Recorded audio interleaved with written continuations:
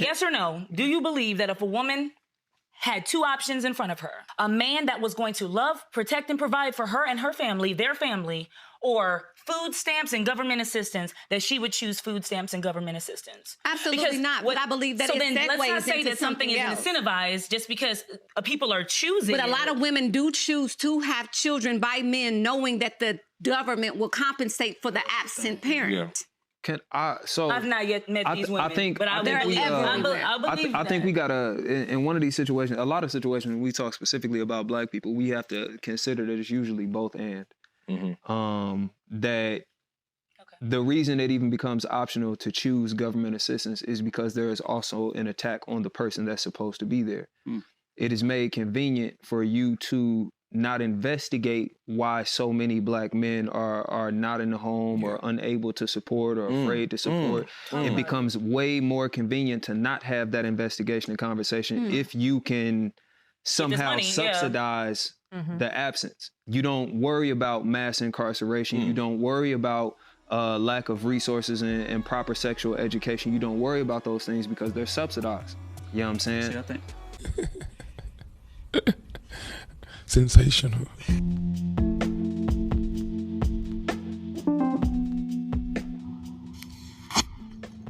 All right.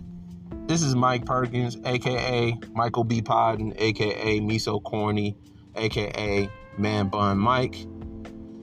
One half of MVP, one half of Opinions I Like Podcast, one half of Mike and Vince Perkins. And for this here, I am the whole show.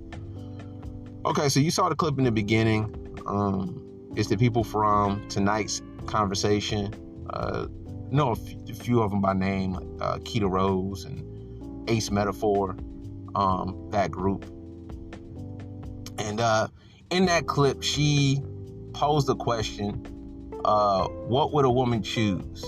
Either a productive man who was going to take care of her, provide, protect, in a loving relationship, or would a woman choose the assistance of the government?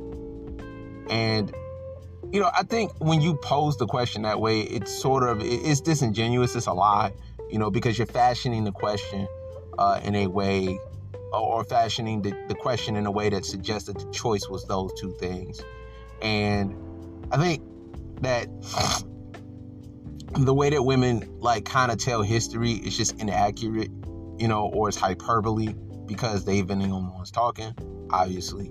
But because they've been the only ones talking, they tell the story as if it's that. And it's just not. It's never been. It's never been either choose a productive man or choose the state. That's not really what it was. What actually was the choice, and the way that she should have fashioned it, was the authority of a man or the freedom from that same man. And that's really what the choices were about. We have recordings as far back as the 70s of women having the same conversation, about choosing liberation and freedom from their man, because they see the authority of a man as restriction in the name of oppression, as opposed to what it really is, which is restriction in the name of protection. And women today, make that choice all the time, whereas they're saying, I don't want to do what some man tells me to do. They do that today. Think about the 50-50 conversation that women are having by themselves, by the way. The 50-50 conversation that women are having talking to themselves is, I would rather go 100-0 by myself than to go 50-50 with a man. Now, I'm not suggesting that you go 50-50. If you don't want to, you ain't got to. I don't suggest going 70-30. But the idea that a woman would choose a more stressful situation, whereas all of the bills in her life are her responsibility, versus somebody being in a situation with them and they split it, shows that either black women can't add or they're lying. Some of them can't add, but they're lying. The choice is not a productive man or government assistance. Just like the conversation is not either go 50-50 with a man or be alone. That's not really the conversation. It's really the authority of a man or freedom from a man. And more often not, women are choosing freedom, and especially black women because they're the least married. I always find it funny that when women get to tell the story, they're always either the victim or they're the victor. They've overcome something or somebody is doing something to them. We never talk about what the actual choice was. And look, even with the choice, it was not something that was as dramatic as even we describe it. Sometimes, I hear some dudes describe it as, they kicked us out the house.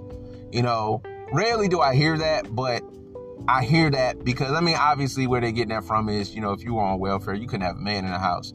So, they had to literally tell you to get out when, the people was coming to the house. The people about to come, you got to get out, So literally, but not putting you out the house in the name of, I'm going to put you out so I can get this welfare. But choosing a situation that allows you to sidestep the authority of a man, but get the assistance of the state welfare and so on and so forth. And you can see that even out today, whereas women will choose, rather than choosing, a productive man, plant worker, whatever, working for the post office, fireman, truck driver, whatever, they'd rather choose not that, which is productivity. They'd rather just be alone.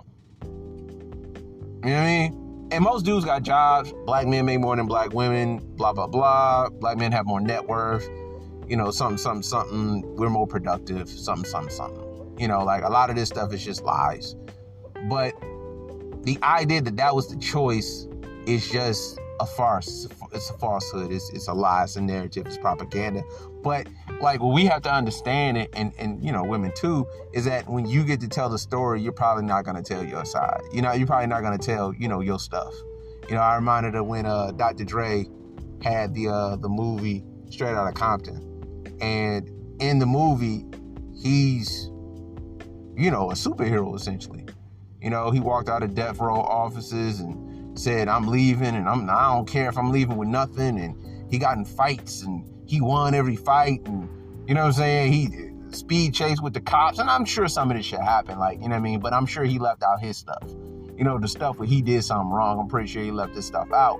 And a lot of that is probably because he's the one that's telling the story. Why would I tell my stuff if I'm telling the story? He leaves out, and and Suge asked him, well, what you gonna do? I'm gonna start up my own situation. He's like, well, what you gonna call it? I'm gonna call it Aftermath. And then the the clouds clear up and the sun is out, and Still Dre plays in the background, and the Chronic and it's funny how that when he told the story, he was a fucking superhero, but the winner gets to tell the story. And for this situation, it's not like women are the winners, but in the media or propaganda, war, if you will, they are definitely winning, because they got to tell their story early and often. Men didn't really get to tell their stories. Not to say we didn't. I don't know that we cared to tell our stories. I think we had a culture and still do have a culture, whereas saying something that opposes women is deemed as being, effeminate. Is deemed as not masculine. So a lot of guys just kind of shut up. It's just you argue with women. You know what I'm saying? You feminine. You know what I'm saying? You feminine. You're not masculine if you argue with women. It's not really a matter of arguing with women. It's saying, hey, you're not going to keep lying on us, Because it's as if back in those days, I think that's what they were referencing, if I'm not mistaken. Back in those days, you didn't have guys with regular jobs. And regular jobs as in making average money. I'm from Michigan, man, most people have regular jobs, and a regular job, the average income is around 50 something, let's say $52,000, $53,000. Dude, not to say that you shouldn't try to aim for better, but an income of $52,000, you can do kind of regular shit. You can have a car, you know what I mean? It may not be the best car, you can have a place to stay, you can have a roof over your head. Life ain't like that, in most states. Most states are not New York, California, and Miami or Florida, rather. You know what I'm saying? Most states are like Michigan. Most states are not even like Illinois or DC or nothing like that. Most states are just regular like Michigan, where every dollar is a dollar, as opposed to, LA, New York or whatever, where every dollar is just 50 cents, But the way that women fashion the choices is as if they didn't have a choice. And I just reject that idea, because you see women still today, even though we can prove black men make more than black women, we can prove that there are more productive black men than there are productive black women. We can prove that we have less kids, you know what I'm saying? We have more than half of us don't have kids. We can prove a lot of the stuff that they said was incorrect. They still get to run with the narrative of we didn't have a choice because it was just nobody around. It's like being the third baby mama of Future and then saying, I didn't have a choice. It's like, yeah, you did. You kind of didn't have to fuck them. You know what I'm saying? You know, you kind of didn't have to fuck these guys. And the proof that the proof that they're good guys that exist, you know, the proof is stepdaddies. You know, shout out to Russell Wilson. Like, it's the proof is that you could choose a second nigga. If you know how to pick a second nigga, that means you knew how to pick a first nigga, but you just chose not to. You know, what doesn't get said is that women aren't fucking for good father. They're not fucking for good provider. They're not fucking for good man. They're not fucking for good plan or good anything but good dick. You're fucking for good dick. You know, and that's not a, you know, again, do you. Like, nobody's telling you what to do. I would never tell a woman what to do with her body, but you can't then say you didn't have a choice. Most women, when they heard the idea of strong, independent black woman don't need no man, they heard it when they were teenagers. Or if that, you know, probably heard it when you was 10. The idea of a single mother or a single woman who don't need no man, who make her own money and this, that, and the third. Like, women have heard that all their lives, especially if you're 30 or 40 now. You've heard that all your life.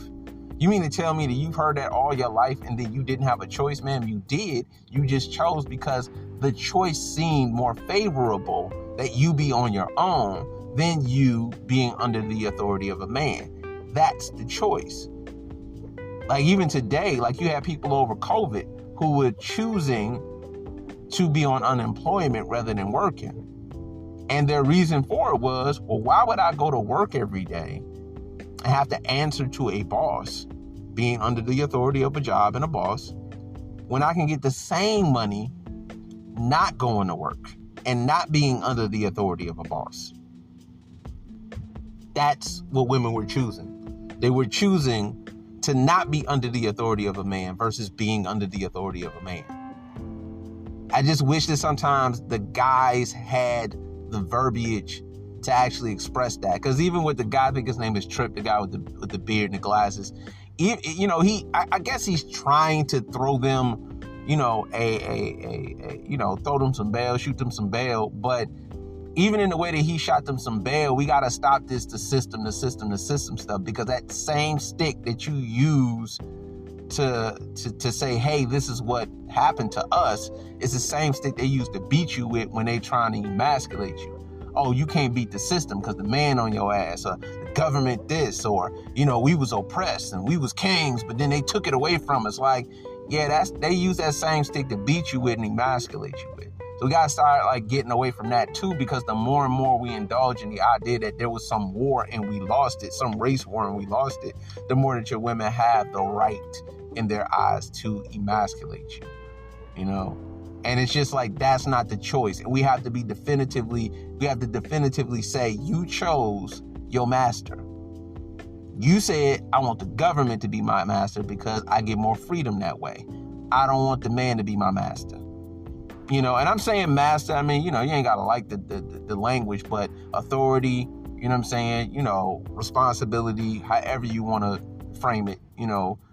But yeah, that's just my, you know, take on that. I think that the today's conversation people, I mean, they get it wrong typically because they're just not, I don't believe those people to be very bright and very well informed, you know what I'm saying? Every now and again, they have a good take here and there, you know what I'm saying? Like the guy that was speaking at the end, he has a good take here and there, you know what I mean? But for the most part, like, they're just not very well informed. I think they mean well, you know, who knows? I think they mean well, but I just don't think that they're very well informed. And a lot of the things that they say are like, it's like when they get to tell the story, they're going to tell Color Purple. When they get to tell the story, they're going to tell Wait and Exhale. When they get to tell the story, it's going to be, you know, Diary of a Mad Black Woman Part 17, you know? And as long as they're getting to tell the story, that's what's going to happen. And you're always going to be at a disadvantage, you know, in listening or taking their word on what the story is. We didn't have a choice. We didn't have a choice. It's as if they don't know how to not fuck an ain't shit nigga, you know?